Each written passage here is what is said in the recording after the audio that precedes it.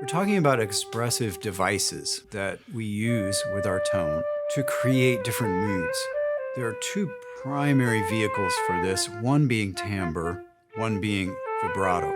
In certain styles of music, one may want to underplay these aspects in order to achieve a mood which is moderately expressive, but not so personally expressive. That's a very important thing to be able to do because a lot of times music is simple and it's not always necessarily super expressive. But there are ways in certain types of music to use timbre and vibrato together with phrasing, mood, and emotion in subtle ways that may not be readily noticeable to a casual listener. We can actually change, manipulate the color of the tone, focus of the tone, combined with subtly different changes in vibrato to give slightly different aspects to parts of the phrase and therefore slightly different emotional content. A good piece to work on with this is the Bolero, because Bolero does need to have this sort of mystique, this very, very expressive quality. But it all has to be sort of framed in this tiny picture that's very beautiful and rhythmically very strict. So it's a really interesting example.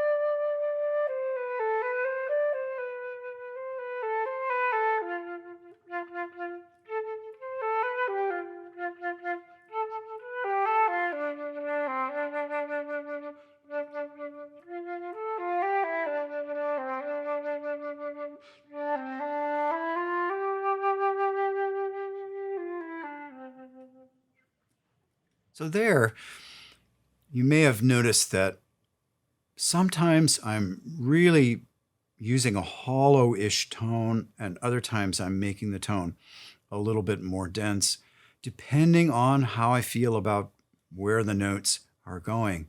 And along with that, I'm either using the vibrato a little bit more subtly behind the sound, or I'm bringing the vibrato quite expressively forward, sometimes a little faster, sometimes a little slower, and some notes without vibrato.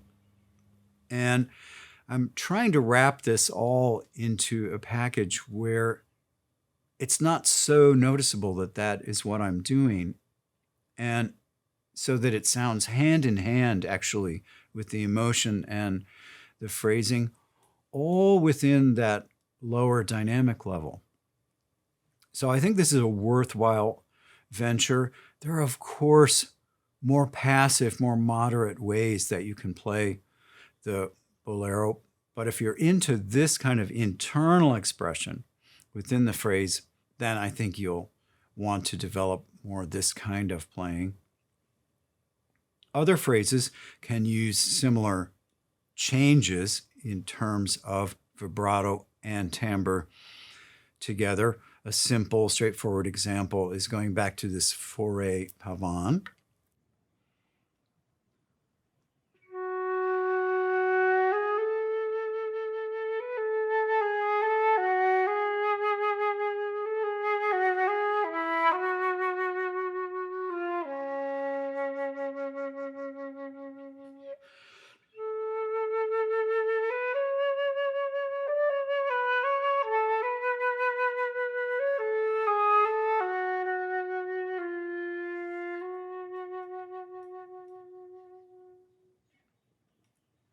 It's also worth noting that an effective tool when you're changing vibrato within different parts of the phrase is to either start notes directly with vibrato or to delay the vibrato a little bit. Now, delaying the vibrato on notes is a thing. And it's a thing that I think is sometimes overused. It's also a thing that I think we tend to develop, not just on flute, but other instruments as well.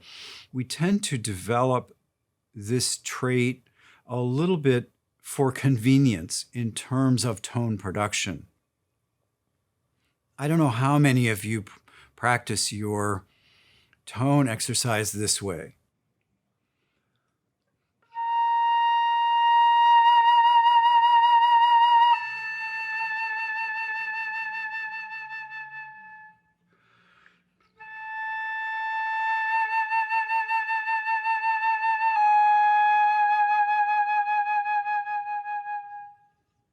And so on. I certainly have done that before, and I've certainly heard it before. My point is to say that I understand the tendency to start a note without vibrato and then develop vibrato. I don't think that that's a bad thing. I think it's a bad habit if you do it and you're not aware of it. And that whole thing about intention and awareness with how we use sound, how we use vibrato, is the point of this whole thing. Certainly awareness of what you're doing with vibrato is a huge issue. And I think it takes years to develop accurate hearing about what is actually coming out of your instrument and the ways that you are using these poetical elements such as a timbre and vibrato, and to get them fully in your intention. If you're able to be fully aware of how you're using these things, then it's possible to use them, I think, in very clever ways to produce certain effects for the listener. And like I said before, I can't stress it enough, not all kinds of music deserve this sort of treatment with vibrato and timbre. I just want to be clear about that.